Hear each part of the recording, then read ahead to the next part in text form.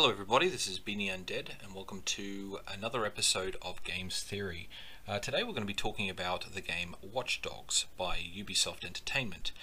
An interesting title, to be sure, and a very entertaining one, but one that fell short of true greatness, and we're going to be talking about why. The primary problem with Watchdogs does not exist in its game mechanics, but instead exists in the narrative overlay and the narrative's interaction with the game mechanics, which we're going to be talking about in detail. Why is the narrative, or story, if you will, of Watchdogs so bad? I mean, what's really wrong with it? Let's start looking at what makes a good story. Now let me emphasize that this is not necessarily opinion-based, but instead represents academic precedent.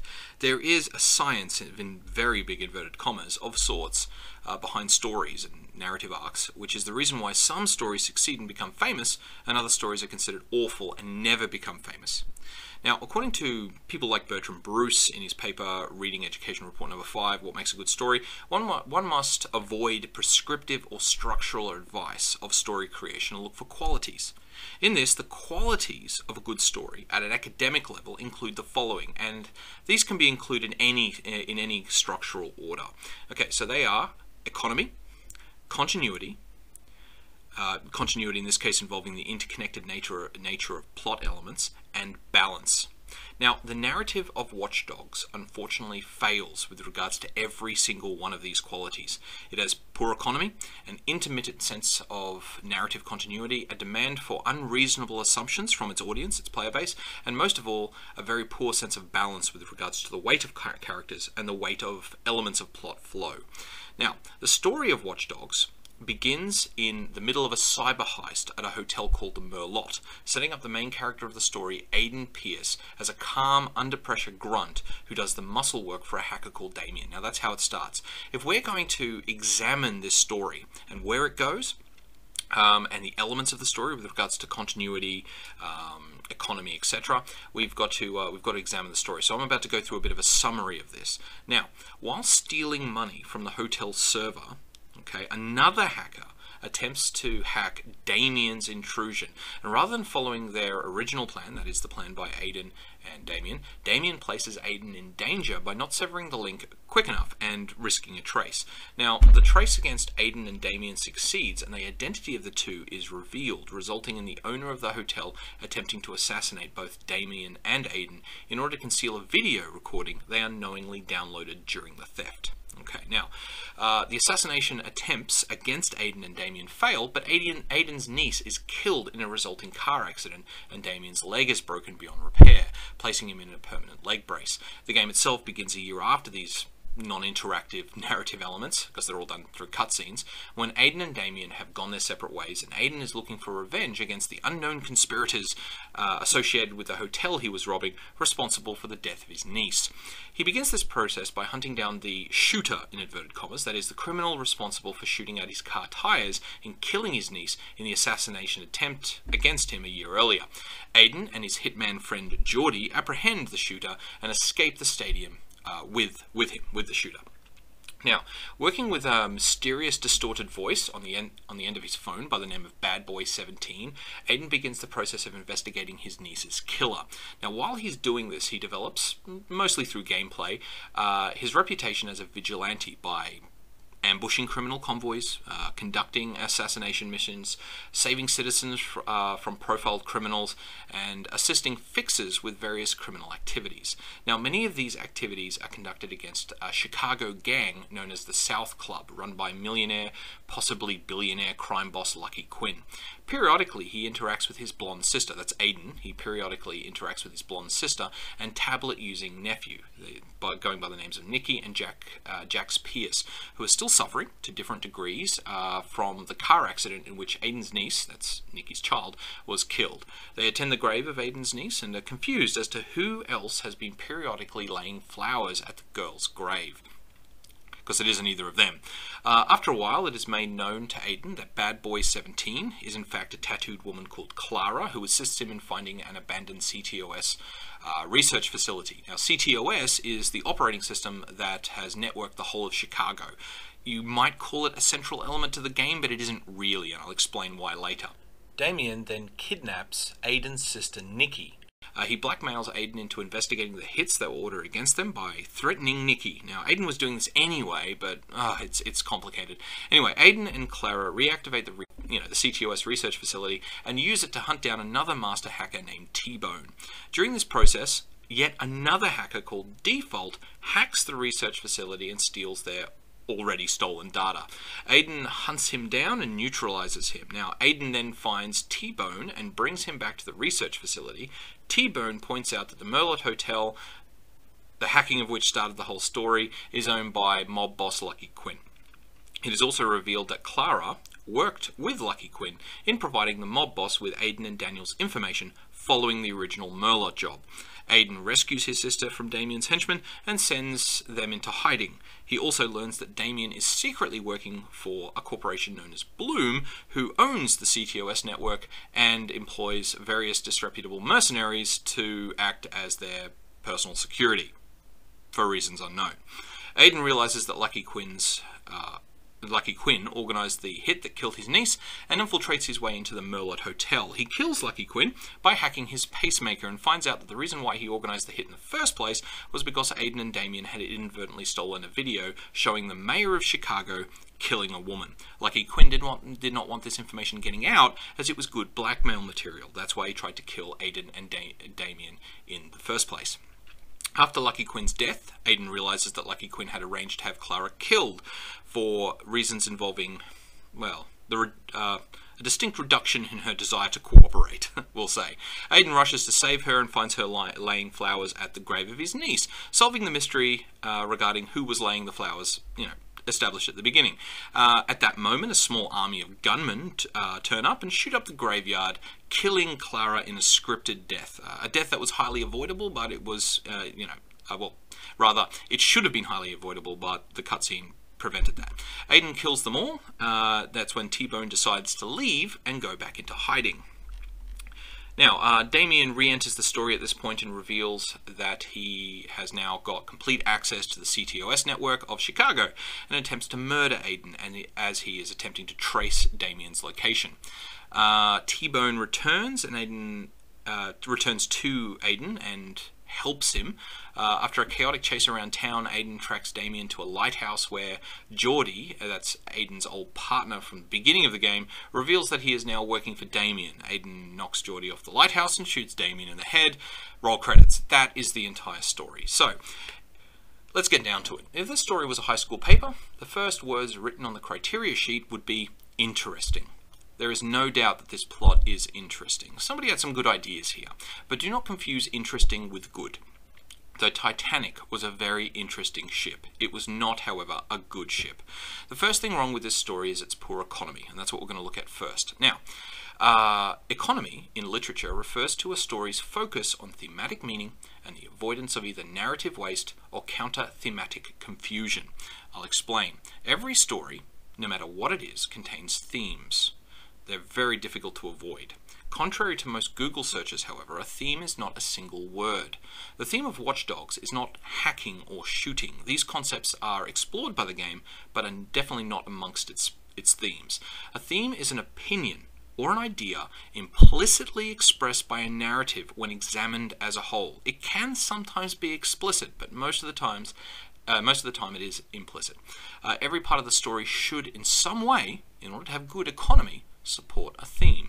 Now, Watchdog is at best schizophrenic when it comes to its themes, as it cannot seem to settle on one central idea. Almost like several writers, each with a different focus, were scrambling over writing space on the same piece of paper and couldn't manage their priorities. The best theme I could come up with for Watchdogs, however, was you never know who you can trust. It occupies, well, this message, this opinion, this central theme, if you call it that, occupies the most central thematic position, although there are definitely other themes competing for space, such as crime hurts the ones you love, the ends justify the means, and the centralization of communication results in vulnerability. There are many more. For the story to be cohesive and to show good economy, however, it should ideally revolve around reinforcing one of these themes. It can include others, no doubts there, but it should connect all of its narrative threads to one central idea. idea, the central message, or the theme of the narrative. This gives the story direction and makes it meaningful. Without this, the subconscious mind of the audience becomes frustrated and feels helpless, as it cannot attempt to predict where the story is going. And this ability for an audience to speculate and guess on where the story might be going, and perhaps being right based on interpretation of existing structures, is a vital part of any system of audience engagement, one which the Ubisoft writers denied themselves, which is very disappointing. Okay. So, the theme, "you never know who you can trust," occurs frequently throughout the story, and therefore is the best we can hope for as a central theme. It's not ideal, but technically everything should be linked to this. So why did I put it forward as being the central theme? Well, it's largely because of the number of times this opinion is communicated implicitly through the story.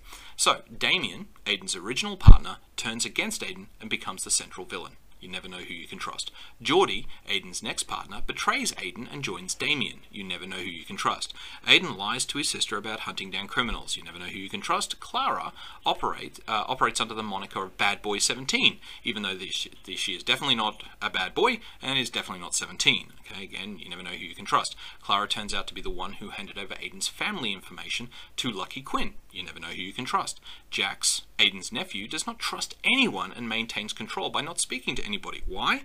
Because he doesn't know. Well, he acknowledges the fact that you never know who you can trust. The player is encouraged by the game not immediately to go after Aiden's sister when she's kidnapped, and focus on side missions instead, which are all about personal reputation and personal wealth. You never know who you can trust. The city trusts the vigilante Aiden, even though it's possible to run over and kill civilians, like a lot, implying that they should not trust him, even though they do, so you never know who you can trust. Most of the voyeur missions involve spying on people who are betraying the trust of others. The act of spying itself being a betrayal of trust, so you never know who you can trust. And the game itself is all about the citizens of Chicago placing their faith in the CTOS system, which is hackable. Its parent corporation, Bloom, which is absolutely incompetent and hires mercenaries, and the mayor, of course, who is a murderous puppet of the mob. Now, the entire city is putting their faith in these individuals, so you never know who you can trust. Okay, so this theme occupies the most central position and had the potential, if properly tapped, to be a powerful addition to the story. Okay, now, going back to economy, okay, for a game to have good economy, it must focus on thematic meaning and avoid either narrative waste or counter-thematic conclusions. This means the story of Watchdogs should have focused on the theme, "you never know who you can trust." It could have picked any theme, but with regards to what finally came out, what was finally released, this is the most central theme. So technically, everything should be linked in some way to this theme for the game to have good economy. Anything which is included for the sake of including it is wasteful and unnecessarily time-consuming. This unfortunately describes most of the narrative elements. So let me give an example of this. During the story, as previously explained, a hacker known as Default hacks the old CTOS research facility that Aiden and Clara are using as a base. He steals all of their stolen data and retreats, forcing Aiden to pursue. If the narrative had good economy, we would have found that Default was linked to the central theme, "you never know who you can trust." So how? Well, for example, when I personally first encountered Default, I noticed that his name was misspelt, and his taunting text messages to me were both childish and reflective of some poor grammar. My first thought was, this hacker is a child. Now, my mind, without having, at that stage at least, directly articulated the theme, immediately focused on my nephew, Jax. He's like the only child in the entire city that you ever see. So, he never talks to me. He's always holding a tablet, and he has a reason to hate me in kind of a passive-aggressive way. He also has been in close proximity to my phone with that tablet of his, meaning that he could have hacked me in the same way as I hacked the rest of the city.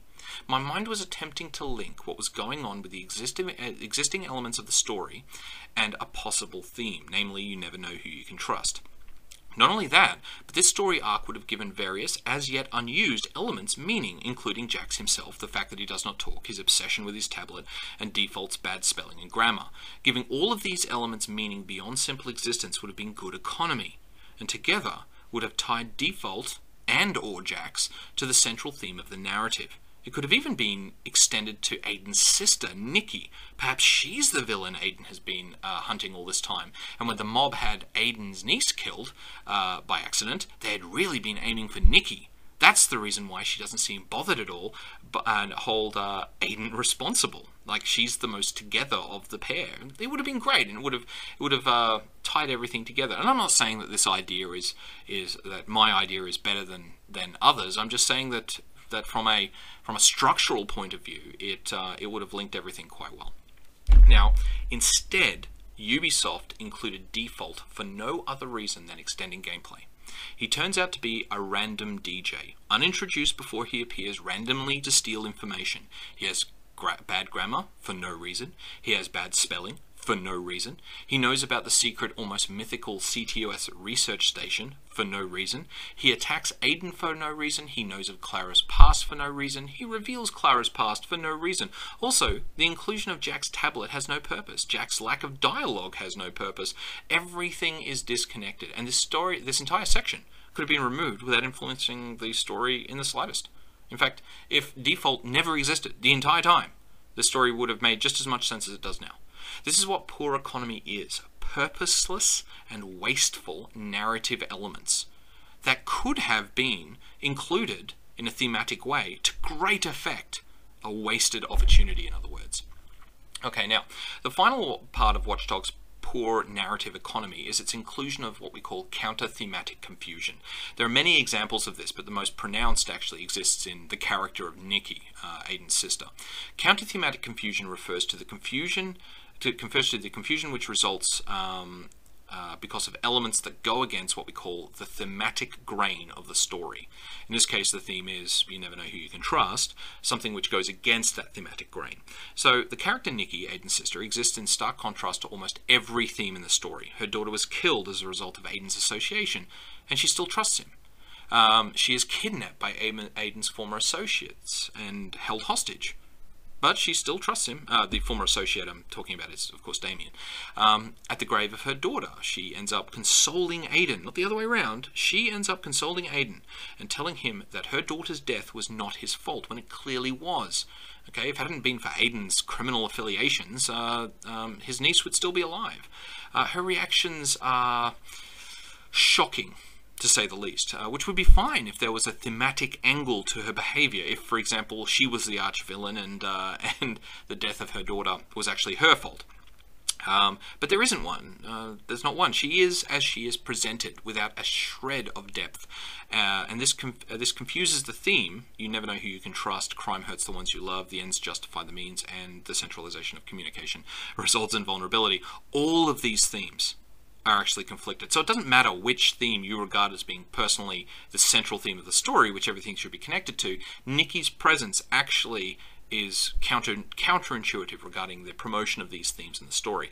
So yeah, Nikki's character, while unusual, right, and therefore, unusual characters can be interesting, it exists as a confusing element of the story, uninvolved thematically, disconnected narratively, but definitely distortive in her existence as far as the narrative and thematic components are concerned. So in other words, Watch Dogs has poor economy, but that's not where it all ends. The narrative also has extremely poor continuity. Now, continuity refers, at least in a literary context, to how the story elements blend together and make sense together. It does involve economy, but evidence of its violation are often more vulgar and obvious. Now, the first continuity error occurs at the very beginning of the game before any gameplay begins, which is a horrible start. It could be excused if it was a result of a player engaging the game and it just not quite working, but this was established in a cutscene. So Aiden and Damien are caught hacking into a hotel computer, and mob boss Quinn orders them killed. But the instruction given to the man assigned to the assassination is, take him out, hit the family if you have to. This is a highly unusual instruction. Why is it necessary to hit the family if your job is to kill Aiden? Is he being instructed to intimidate Aiden through his family after Aiden has been killed? The assassin then responds, no problem. I'll scare him good. You'll never hear from him again. Why is it important to scare the family if we're not going to hear from Aiden again because he's dead? I mean, isn't his job just to kill Aiden? Or, like, what the hell does his clueless sister and juvenile son and daughter have to do, and her juvenile son and daughter have to do with the story at this stage? There's no reason for this. It's very strange. Also, the hack at the Merlot Hotel was clearly intended to siphon money. That is very, very clearly established in the cutscene. Yet somehow, during this financial hack, they downloaded video files of the mayor killing a woman, which begins the whole kill Aiden and Damien mob vendetta. Okay, now, the different stages of the game clearly put forward a distinction between hacking someone's bank account and hacking information from a server. How did they get this video file? Was it hiding in somebody's virtual wallet? There's no reason why they would have accidentally downloaded a video file while siphoning money from bank accounts. It doesn't make any sense whatsoever. Now, from a gameplay mechanic point of view, or just a basic logical point of view, now, getting past this, the assassin goes on to hit Aiden while he is driving with his sister, niece, and nephew. Now, rather than shooting Aiden through the windscreen, which arguably might be considered the easier move, he instead shoots out the tires of Aiden's car, causing the car to crash. Aiden lives, as does Nikki and Jax. In fact, the only person to die in this entire assassination attempt by the mob is Aiden's niece. Now, the same kind of a hit, but not really a hit, happens to Damien as well. It is revealed later in the story that he suffered too, in inverted commas, and had his leg broken beyond healing. Now, these two elements, the assassination order and the actual assassination attempts, do not gel and do not demonstrate narrative continuity. They are confusing and beg far too many unanswered questions by the end of the game. Now, what are some of these questions, I hear you ask? Well, maybe not, but I'm going to tell you anyway. Okay, so these are the questions that I started asking myself. Okay, were both hits botched? Okay, they were after taking us both out, so we wouldn't share the video of the mayor killing a woman. Great. Well, if they were botched, why did the mob give up? It's not like Aiden's family moved away or anything. They're still in Chicago. This is the mob we're talking about, trying to protect the mayor of Chicago from a murder trial. And it's not like the mob wouldn't have known that Aiden's family were in Chicago, considering that his niece was killed in the car accident. Not only that, but in the opening cutscene, the mob is shown to have access to all of Nikki's and Aiden's personal files and information, including the kids. Or perhaps the mob was intending to scare Aiden. If so, why was the assassin ordered to take him out? Like, this makes absolutely no sense whatsoever. Like, it looks like the mob botched the attempt and they just forgot about it. You know, there's no car sitting outside of Nikki's house. There's nobody putting thumb screws to Nikki and her remaining child to try to find Aiden. They just gave up. Okay, so the continuity issues continue as the game progresses, however. The gameplay tutorial opens up with Aiden interrogating the assassin who took out his car and killed his niece. Now, Aiden is clearly trying to figure out who gave the order for the hit and which group was involved. This is ridiculous considering that the Merlot Hotel is owned by Lucky Quinn, a notorious mob boss, and Aiden knows that he was detected hacking into the system. If you hack a mob-controlled hotel and then someone tries to order a hit on you days later, most intelligent people would see a connection. And it's not like Quinn unofficially owns the hotel or that Aiden does not know of Quinn's mob connections.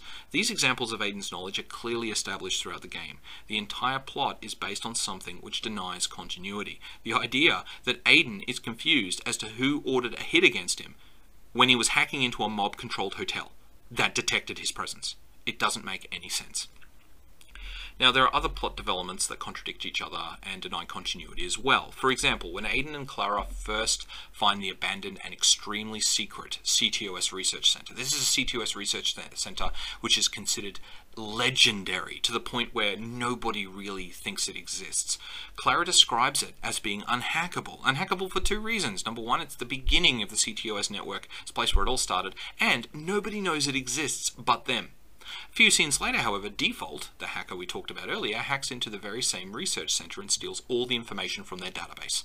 Now, regardless of the fact that Default siphons everything from Aiden's and Clara's database in the time it takes, Aiden to copy a video from the database of Lucky Quinn at the end of the game, Watchdog frequently breaks its own rules and precedents in this manner, purely for reasons involving extending gameplay, which is not good. Now, The last thing wrong with the Watch Dogs narrative is balance.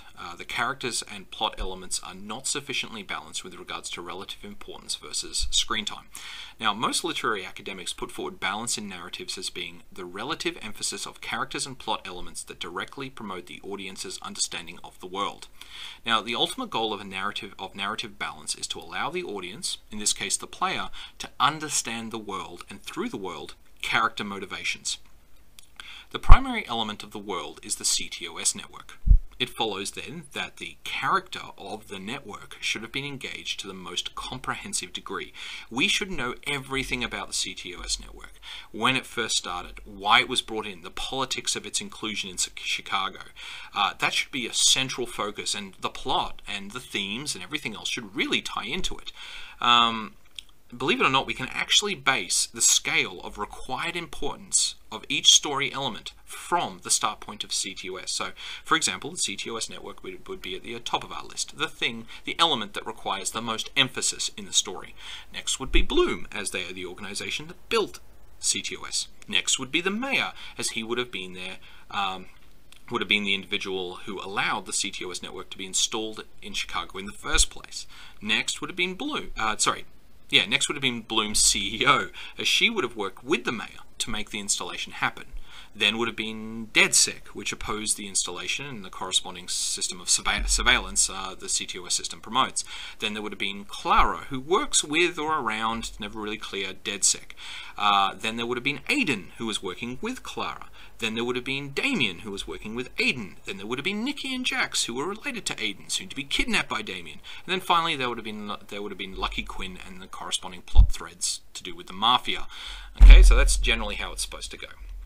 Now, this list of balance-related priorities would make for an especially clear world and would form a base scaffolding for the development of the plot. But Ubisoft's writers stuffed it up completely by prioritizing elements that fail to tie into the central hacking focus of the game, making the world, well, pretty confusing at times.